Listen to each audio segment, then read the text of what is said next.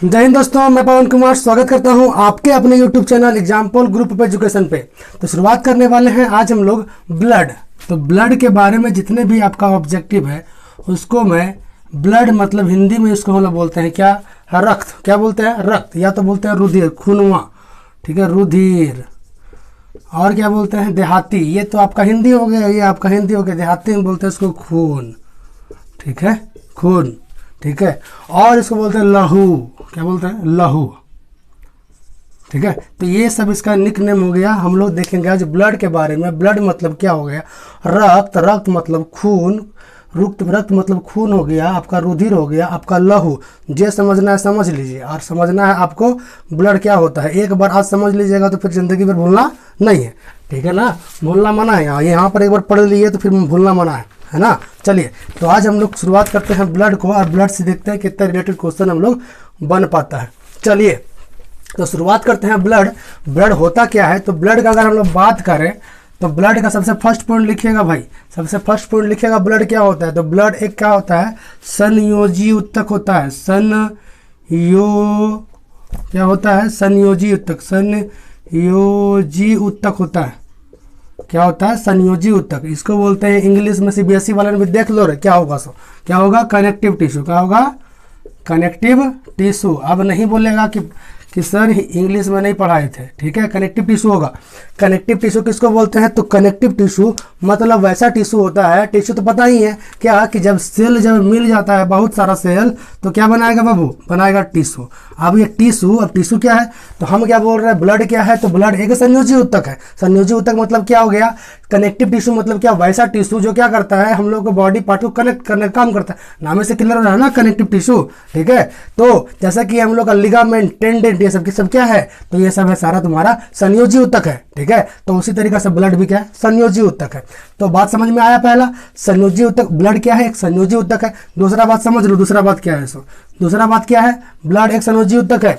दूसरा क्या देख लो कि ब्लड का स्टडी, ठीक है। ब्लड का स्टडी को क्या बोलते हैं हम लोग? बहुत बार क्वेश्चन पूछा है। अभी नहीं, 2012-13 वाला मेरी जो टाइम था उस टाइम में बड़ी बात पूछा था, ठीक है क्या। तो ब्लड का स्टडी, तो स्टडी ऑफ ब्लड का बात कर सकते हैं। तो क्या हो जाएगा? तो दो वर्ड यूज होता है, एक होता है सेरिलॉजी, एक होता है तुम्हारा हिमेटोलॉजी। क्या क्या? तो हिमेटोलॉजी लिखेंगे इसको, और इसको लिखेंगे सेरेलॉजी। अब क्या होता है दोनों? अगर देखो हिमेटोलॉजी का बात करें बाबू तो तुम क्या बोलेगा? अगर हिमेटोलॉजी का बात करें तो ब्लड का स्टडी को हम बोलेंगे हिमेटोलॉजी। और अगर बात करें कि सेरोलॉजी क्या होता है तो तुम समझो कि अगर ब्लड के अलावा हम लोग के शरीर में बहुत सारा लिक्विड पदार्थ रहता है तो उसका स्टडी को हम क्या बोलेंगे? सेरोलॉजी। सेरोलॉजी मतलब क्या? तुमको पता होगा रे बाबू, ब्लड है ना, ब्लड में से एक प्रोटीन प्रेजेंट होता है, क्या बोलते हैं उसको? फाइब्रिनोजन। क्या बोलते हैं? फाइब्रिनोजन।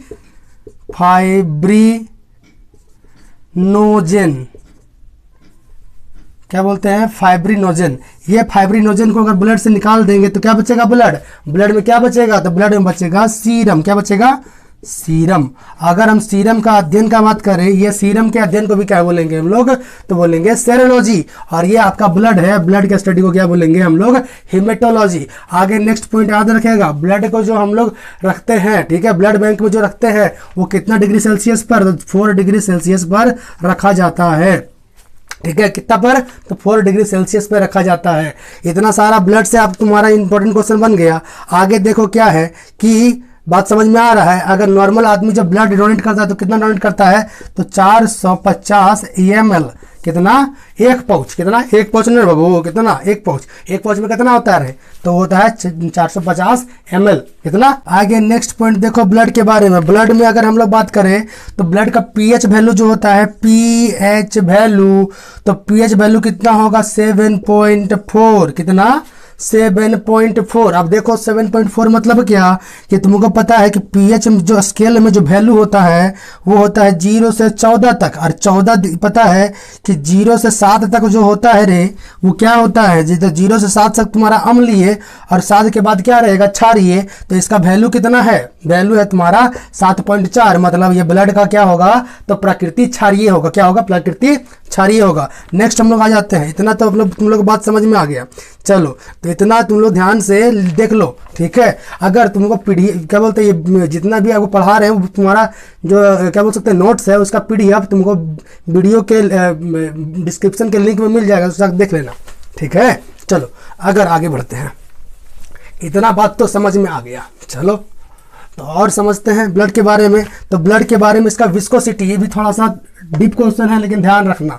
इसका सायंता, ठीक है, सायंता का बात करें ब्लड का तो वो कितना हो जाएगा 4.7, उल्टा याद रखेगा।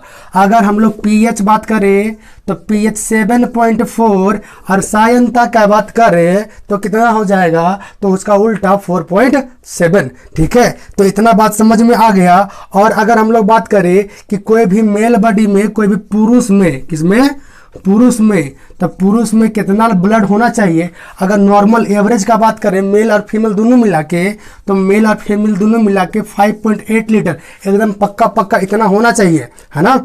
लेकिन एवरेज हम लोग बोलते हैं कितना, 5 से 6 लीटर, कितना, 5 से 6 लीटर पुरुष में। अब देखो आप पूछेगा महिला के, तो महिला में कुछ करो नहीं, क्या करेगा, महिला में कुछ मत करो, बस इसके क्वांटिटी को 1 to ½ लीटर घटा दो, तो 1 to ½ लीटर घटा देगा तो वही 4.5, या तो बोल सकते हैं क्या इसको बोल सकते हैं हम लोग 4.5 से 5.5, है ना। तो वहाँ तक ये क्या होता है, महिलाओं में प्रेजेंट होता है, ठीक है। अब ध्यान से तुम लोग समझो, तुम जानता होगा क्या कि महिलाओं में जो होती है वो हीमोग्लोबिन कम होता है ना। तो उसको हम लोग देखेंगे आगे। और यहाँ से भी समझ सकता है कि जब ब्लड में पता है ना कि अगर हम लोग बात करें जितना भी क्या होता है, रुधिराणु होती है, कार्पसल्स होता है, तो कार्पसल्स में 90% क्या बताए थे, तो 90% जो रहता है, ठीक है, 90% क्या रहता है, तो 90% आरबीसी रहता है। अब इसमें इसका इन लोग का ब्लड कम है तो आरबीसी भी कम रहेगा रे, ठीक है। तो जब आरबीसी कम रहेगा तो आरबीसी में क्या रहता है, इसी में तो रहता है क्या, आयरन, तो आयरन का मात्रा इसी में, तो आरबीसी कम तो आयरन भी कम। चलो ठीक है, चलो अब आगे हम लोग देख लेते हैं, इतना तो बात समझ में आ गया। चलो तो हम लोग अब देख लेते हैं ब्लड का पार्ट, ब्लड में कौन कौन सा पार्ट प्रेजेंट रहता है उसके बारे में स्टडी कर लेते हैं। तो ब्लड का अगर हम लोग पार्ट का बात करें तो ब्लड का मेनली 2 पार्ट, मेनली 2 पार्ट है, तो बड़ी सारा है लेकिन कितना पार्ट, मेनली 2 पार्ट। कौन कौन सा, एक तो बोलेंगे प्लाज्मा, प्लाज्मा। अब देखो ध्यान से बात को समझेगा, यही से मजेदार चीज स्टार्ट हो गया। तो अभी तक तो हलवा लो रहे, अब देखो मजेदार चीज क्या है। सो चलो देखो यहाँ से, ये प्लाज्मा हो गया और बाकी होता है रुधिराणु, रुधिराणु ये समझना, इसको बोलते हैं कार्पसल्स, क्या बोलते हैं, कार्पसल्स, ठीक है। रुधिराणु इधर हो गया प्लाज्मा और ये कार्पसल्स। अब ये क्या होता है दोनों को ध्यान से समझना। अगर हम लोग बात करें कि ये, अगर हम लोग बात करें ये ब्लड क्या है, तो ब्लड है एक पारस, क्या बोलते हैं, पायस या तो पारस। ये क्या होता है, तो जैसे कि अगर कुछ लिक्विड है और कुछ चीज सॉलिड है, दोनों जब मिल जाता है तो वो क्या बन जाता है, जैसे हम दूध का बात करें, ठीक है, इंग्लिश में इसको बोलते हैं कोलाइड, क्या बोलते हैं, कोलाइड। तो कोलाइड मतलब क्या होता है, कोलाइड मतलब क्या कि वैसा लिक्विड जिसमें सॉलिड कुछ पार्ट मिक्स होता है, ठीक है, जैसे मिट्टी और पानी दोनों को मिला देगा तो क्या बन जाएगा, मटमैला। तो वो क्या है, तो वो मटमैला जो है वो भी तुम्हारा क्या है, वो कोलाइड का एग्जाम्पल है। अगर हम लोग बात करें दूध जैसे मिल्क, तो मिल्क भी क्या है रे, तो एक कोलाइड है, क्या है, एक पायस है, ठीक है। तो उसी तरीका से हम लोग बोल सकते हैं ब्लड क्या है, एक पायस है। पायस मतलब क्या कि उसमें लिक्विड पार्ट भी होगा और उस पर कुछ कुछ बूंदी बूंदी ऐसे ऐसे, ठीक है, ऐसे ऐसे क्या बोल सकते हैं, चिनिया बादाम जैसा गोल गोल छोटा छोटा मिलल रहता है। वही चिनिया बादाम जो है वो क्या है, वो है रुधिराणु, उसको बोलते हैं कार्पसल्स। अब देखेंगे कार्पसल्स कितना परसेंट में रहेगा चिनिया बादाम, तो चिनिया बादाम रहेगा तुम्हारा 45%। और ये तो चखना बोलो रे, ये तो चखना, और साथ में जो लिक्विड रहता है वो कितना रहेगा, वो रहेगा 55%। कितना, 55%। दारू ज़्यादा पिएगा ना, चखना कम ना खाएगा रे, तो ये ज़्यादा और वो कम रहेगा। चलो इतना बात समझ में आ गया। चलो अब इसके अंदर भी अगर हम लोग देखें तो इसके अंदर भी और मटेरियल रहता है। अब देखो, अब इसमें तुम लोग को पता होगा कि अगर हम लोग का ब्लड का जो टोटल वेट जो होता है वो क्या होता है, हम लोग पूरा ब्लड का जो टोटल वेट होता है हम लोग बॉडी का कितना, 7%, या तो याद रखो 6 to 10% होता है पूरा ब्लड का, ठीक है। पूरा ब्लड जो होता है पानी जिसको बोलते हैं जल, ठीक है ना, और बाकी जो रहता है वो कार्बनिक और अकार्बनिक पदार्थ रहता है, वो इंपॉर्टेंट नहीं है। यहाँ से 90% याद रखेगा जल पार्ट रहता है, और यहाँ से याद रखेगा कि जो हम लोग का टोटल वेट जो होता है वो कितना होता है, तो वो होता है 7%, एग्जैक्ट 7%। और ऐसे बात करें तो 6 से 10% के बीच में, ठीक हो, क्लियर। चलो तो यहाँ से हम लोग देख लेते हैं प्लाज्मा के बारे में। प्लाज्मा के बारे में पूरा स्टडी कर लेते हैं। प्लाज्मा, तो प्लाज्मा समझ में आ गया है क्या? तो प्लाज्मा के बारे में इसका काम देखते हैं क्या है। सो जैसे कि तुमको पता होगा कि आरबीसी में जो प्रेजेंट रहता है हीमोग्लोबिन, ठीक है, हीमोग्लोबिन। तो ग्लोबिन का काम क्या होता है? इसका काम होता है क्या कि बॉडी में O2 को क्या कर देना, पहुंचा देना पूरा टिश्यू तक। तो टिश्यू तक जितना भी क्या रहता है, हीमोग्लोबिन, ठीक है। टिश्यू में जितना, सॉरी, टिश्यू में ऑक्सीजन, टिश्यू तक ऑक्सीजन को पहुंचाने का जो काम होता है वो किसका होता है? तो वो होता है ऑक्सीजन का काम। अब वहां पर तो ऑक्सीजन तो बन गया, अब वहां पर अब ध्यान से समझो कि सेल में होता क्या है, जब सेल में होता है रेस्पिरेशन, मतलब वहां पर क्या होता है C6H12O6 जब ब्रेक करता है ऑक्सीजन के प्रेजेंस में, गया ना ऑक्सीजन वहां पर, ये क्या है, फूड पार्टिकल है, तो ये यहाँ से पहले से पहुंचल था वहां पर, अब यहाँ से ये ग्लूकोज है, अब ग्लूकोज ऑक्सीजन के प्रेजेंस में टूटेगा तो क्या बनाएगा, CO2, और क्या बनाएगा, वाटर, और क्या बनाएगा, और बहुत सारा वेस्टेज बनाता है। तो अब यहाँ से ध्यान समझो, इसका काम आ गया। इसका काम क्या है कि जो सेल में, जो कोशिकाओं में क्या होता है, जो कोशिकाओं में जितने भी वेस्टेज पदार्थ होता है, जैसे कि CO2 का काम शरीर में नहीं है, तो कौन लेके आएगा, तो प्लाज्मा लेके आएगा, ठीक है। साथ में हम लोग बोल सकते हैं यूरिया, क्या बोले, यूरिया, और यूरिक एसिड, ठीक है, यूरिक एसिड, ये सब चीज जो होता है वो कहाँ बनता है, तो रेस्पिरेशन, सेल क्या बोल सकते हैं, ये ग्लूकोज का विभाजन होने से ये सब सारा जितने भी वेस्टेज पदार्थ होते हैं उसका बॉडी में बाहर करने का कार्य कौन करता है रे, तो वही करता है कौन, तो बोल सकते हैं प्लाज्मा, ठीक है। जैसे कि अब यहाँ से समझो, जैसे कि यहाँ से हम खाना खाए तो खाना गया होगा अतरी पतरी से ले चल गया होगा कहाँ पर, तो आमाशय में गया, आमाशय से अतरी पतरी में गया, वहाँ से फिर कहाँ हुआ होगा, उसका हुआ होगा पाचन, अवशोषण हुआ होगा, तो वो कहाँ गया होगा, वो गया होगा सेल में, तो सेल में एनर्जी देने के फॉर्म में गया होगा ई वाला, ठीक है ना। तो यहाँ से ये सब बना, तो यहाँ से मान लेते हैं कि अगर प्रोटीन का पाचन हुआ तो वहाँ से कुछ वेस्टेज निकला, अगर कार्बोहाइड्रेट का पाचन हुआ तो वहाँ से कुछ निकला, तो वहाँ से सब निकला है तो शरीर में नहीं रखेगा रे, वो बीमारी कर तो वो सब कहाँ जाएगा, तो वो सब जाएगा तो और बाहर निकालना है ना।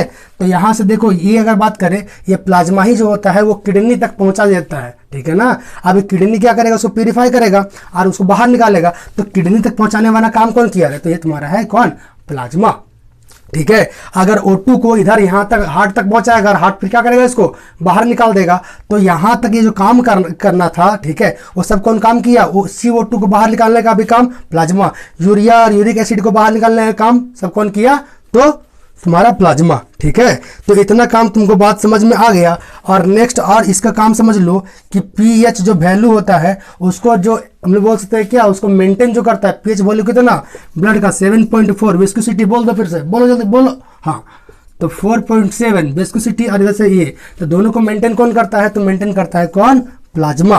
तो इतना सारा काम हो गया। एक चीज और याद रखना, एक चीज और याद रखेगा, जो कि है तुम्हारा कि जो ब्लड में हम जो हम लोग का हार्मोन निकलता है बॉडी में, तो हार्मोन निकलता है, मान लो कि यहाँ से इंसुलिन हार्मोन निकलेगा यहाँ से, तो ये काम है, ये पूरा शरीर में ना काम है, ठीक है। कोई भी हार्मोन, पिट्यूटरी ग्रंथि यहाँ हो, है ना, तो यहाँ से निकलता है तो पूरे शरीर में काम ना है। तो हार्मोन को जो डिस्ट्रीब्यूट करता है, तो इतना तो पता है ना कि हार्मोन को जो डिस्ट्रीब्यूट करता है वो कौन, ब्लड करता है। कौन करता है, बॉडी पार्ट में डिस्ट्रीब्यूट ब्लड करता है। लेकिन कौन करता है ब्लड का, तो ये घुलेगा किस में, ये तो सॉलिड पार्ट है, तो सॉलिड में थोड़ी ना घुल जाएगा। हार्मोन क्या होता है, वो अपने लिक्विड होता है, तो लिक्विड में ना घुलेगा। तो ये किस में घुलता है, तो ये घुलता है प्लाज्मा में, और प्लाज्मा में घुलकर पूरा बॉडी में जाके घुल जाता है और डिस्ट्रीब्यूट कर देता है। तो ये क्या हो गया तुम्हारा, ये जितना भी था ये तुम्हारा प्लाज्मा का काम खत्म हो गया, ठीक है। चलो आगे हम लोग देखते हैं कि अगर बात करें तो आगे नेक्स्ट देखो,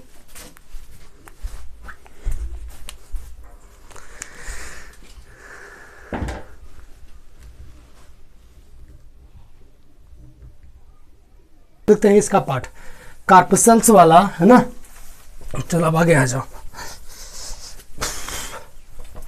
आगे हम लोग देखते हैं कि कार्पसेल्स, इसको बोलते हैं रुधिराणु। कौन कौन सा रुधिराणु होता है, रुधिराणु। तो रुधिराणु अगर बात करें कार्पसेल्स का, तो इसका 3 पार्ट होता है। कौन कौन, तो पहला हो जाएगा RBC, दूसरा हो जाएगा WBC, और तीसरा हो जाएगा क्या रे, प्लेटलेट्स। क्या हो जाएगा, प्लेटलेट्स। अब देखो आरबीसी क्या होता है, डब्ल्यूबीसी क्या होता है और प्लेटलेट्स क्या होता है। अगर इसका पार्ट बात करें, इसका पार्ट अभी ज़्यादा है नहीं। आरबीसी का अगर बात, डब्ल्यूबीसी का बात करें तो डब्ल्यूबीसी का पार्ट्स हो जाता है। कौन कौन हो जाएगा, तो पहला तुम्हारा हो जाएगा लिम्फोसाइड, लिम्फोसाइड। दूसरा हो जाएगा मोनोसाइट, लिम्फोसाइट, मोनोसाइट। थर्ड क्या हो जाएगा, लिम्फोसाइट हो गया, मोनोसाइट हो गया। आगे हो जाएगा तुम्हारा न्यूट्रोफिल, न्यूट्रोफिल। आगे हो जाएगा एसिनोफिल, क्या हो जाएगा, आगे हो जाएगा एसिनोफिल, एसिनोफिल, ठीक है। और लास्ट हो जाएगा बायोफिल, ठीक है, बायोफिल ना। आगे क्या हो गया, बेसोफिल, बेसोफिल। इतना सारा पार्ट हो गया किसका, ये सारा देखो, इसके में कुछ कुछ यूज है, इसको देखेंगे, है ना। चलो आ जाओ, अब आ जाओ, पार्ट देख लिए। सबसे पहले आते हैं हम लोग आरबीसी में। तो आरबीसी का बात करें तो आरबीसी को क्या होता है, इसको रेड ब्लड कार्पसल्स बोलते हैं। अब रेड ब्लड कार्पसल्स क्यों बोलते हैं, क्योंकि इसमें पता होगा हीमोग्लोबिन प्रेजेंट रहता है। क्या, हीमोग्लोबिन,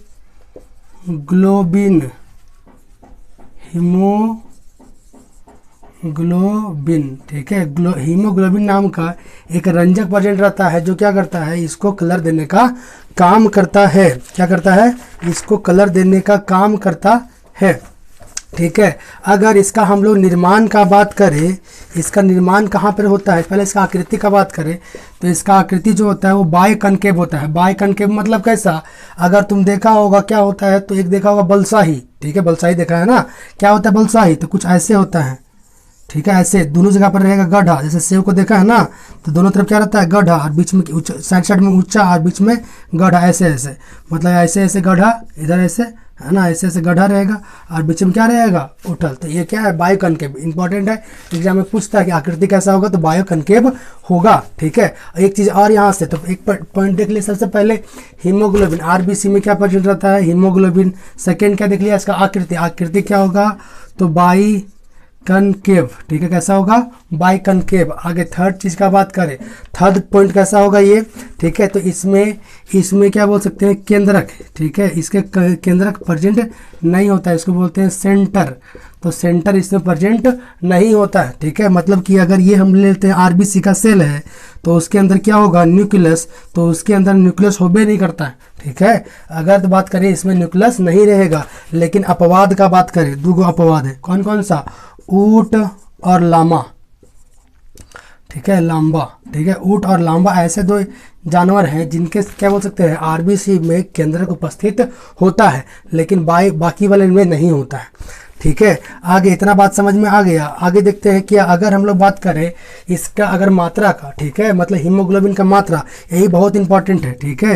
हीमोग्लोबिन का मात्रा का बात करें, अगर पुरुषों में हीमोग्लोबिन का मात्रा का बात करें, वो तुम्हारा 15.5 से 15.5 ग्राम, ठीक है, 100 मिलीमीटर में। 100 मिलीमीटर में कितना होना चाहिए, 15 से 17 ग्राम, 15 से 15.5 साढ़े 17 ग्राम, ठीक है, 15.5 से 17.5 ग्राम होना चाहिए, ठीक है। 100 मिली बोल सकते हैं क्या, उतना ब्लड में, ठीक है। आगे हम लोग बात करें महिलाओं, तो महिला में कितना होना चाहिए, 11.5 से 14.5 तक होना चाहिए, इतना ग्राम तक हीमोग्लोबिन की मात्रा होना चाहिए। अगर इसमें हीमोग्लोबिन का मात्रा नहीं रहेगा तो हाँफने लगेगा, यानी कुछ काम करेगा, ठीक है, विपाशा बसु बन जाएगा। विपाशा बसु देखा है ना, कोई फिल्म में देख कर तो हर समय तो हफ्ते नजर आएगी, ठीक है, कहीं नहीं देखो। एक और राज पिक्चर देखा होगा तो हर समय तो डरले रहती है, ठीक है, तो हफ्ते रहेगा। इसलिए आरबीसी का अगर कुछ दिक्कत है, अगर कभी हफ्ता उफ्ता है तो जाकर चेक करा लेना, है ना, कि तुम्हारा ये आरबीसी में थोड़ा सा आरबीसी में कम बेसी नहीं हो, ठीक है। अगर कम बेसी हो तो फिर दिक्कत हो जाती है ना, तो यहाँ से चेक करा लेना। आगे देखते हैं हम लोग क्या, अगर हम लोग देखते हैं क्या हीमोग्लोबिन का स्टडी, सॉरी आरबीसी का जो स्टडी होता है, ठीक है, जिसमें या तो बोल सकते हैं क्या, आरबीसी को जो काउंट करने का जो विधि है उसको हम लोग बोलते हैं हीमोसाइटोमीटर, क्या बोलते हैं, हीमोसाइटोमीटर, ठीक है। ये हीमोसाइटोमीटर क्या है, जिससे हम लोग को क्या पता चलता है, आरबीसी का मात्रा के बारे में जानकारी मिलता है, ठीक है, इतना बात समझ में आ गया। चलो आगे देखो, आगे हम लोग बात करें कि आरबीसी का निर्माण। तो आरबीसी का जो निर्माण होता है, आरबीसी का निर्माण का बात करें तो आरबीसी का निर्माण कहाँ पे होता है? अगर बात को समझना, अगर कोई बच्चा, क्या बोल सकते हैं, अगर महिलाएं गर्भ अवस्था में, तो गर्भ अवस्था में कहीं पर, अब देखो पहले नॉर्मली बात कर सकते हैं। तो इसका निर्माण होने का दो तरीका है। पहला अगर बात करें तो अगर बच्चा, अगर देखो नॉर्मली तो होगा वो कहाँ पर, तो पता है ना, जैसे कि देखा होगा ये हड्डी, तो हड्डी के बीच में रहता है क्या? ब्रॉन मैरो, क्या बोलते हैं इसको? बोन मैरो, ठीक है, अस्थि मज्जा, क्या बोलते हैं? अस्थि मज्जा, ठीक है, अस्थि मज्जा के अंदर बनता है। और अगर मान लो कि बच्चा है, तो बच्चा में तो अस्थि मज्जा होता नहीं है, अभी तो बच्चा है, ठीक है, तो अब उसमें अस्थि मज्जा तो है नहीं, तो अस्थि मज्जा नहीं है, तो उसमें कहाँ बनता है? तो उसमें बोलता है प्लीहा में। क्या बनता है? प्लीहा, ठीक है, जिसको हम लोग ब्लड बैंक के नाम से जानते हैं, ठीक है। ब्लड बैंक भी क्यों बोलते हैं, इसके बारे में समझ लो। ब्लड बैंक इसको क्यों बोलते हैं? क्योंकि इसके कब्रगाह भी है, ठीक है, इसको हम लोग WBC का कब्रगाह भी बोलते हैं, ठीक है। तो ये इसका निर्माण भी यहीं पर होता है, ठीक है। और यहाँ ध्यान समझना कि अगर बच्चा, अगर क्या है, अगर गर्भावस्था में है, तो उसमें खून कहाँ बनेगा? प्लीहा में बनेगा, या तो अकृत, कहाँ बनेगा? अकृत में। कहाँ बनेगा? अकृत में। बात समझ में आ गया। और क्या होता है, तो इतना बात समझ में आ गया। और अगर हम लोग के बॉडी में आरबीसी का क्वांटिटी, आरबीसी का मात्रा ज़्यादा हो गया, तो स्टोर भी कहाँ पे होता है? तो स्टोर होता है प्लीहा में, इसलिए इसको बोलते हैं ब्लड बैंक, ठीक है। ब्लड बैंक, आरबीसी का बैंक किसे बोलते हैं? तो बोलते हैं प्लीहा को। क्यों? क्योंकि अगर आरबीसी का क्वांटिटी अगर बढ़ जाए शरीर में, तो क्या हो जाएगा? तो उससे भी हम लोग को रोग होता है। अगर कमी हो जाए आरबीसी के, ठीक है, आरबीसी के कमी से कौन रोग होता है? तो एनीमिया। कौन सा रोग? तो हो जाएगा, इसको बोलते हैं एनीमिया, या तो इसको बोलते हैं रक्त, या तो इसको बोलते हैं रक्त छीनता,